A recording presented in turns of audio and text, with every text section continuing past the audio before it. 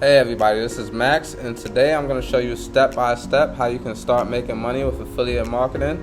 Now today is August 17th, and I took a snapshot of my results from the past 3 months.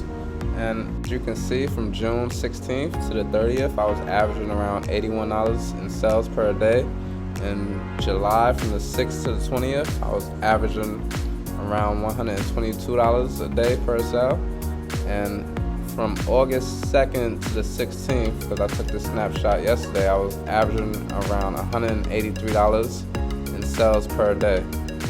Now, if you looking at it like, hey, I'm just making around $81 in sales in June, July I was averaging $122, and in August $183. If you're looking at it like, hey, he's not making that much, I understand. I'm not, one of the top marketers that's making $1,000 in sales per day.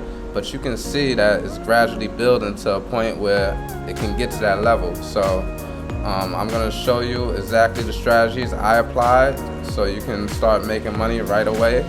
And yeah, this is something I had to invest a lot of money just to learn everything that I'm about to teach you. So apply this knowledge to what you want to do as far as making money online, and hopefully this can be the start of something really great for you. I hope that this will be a blessing.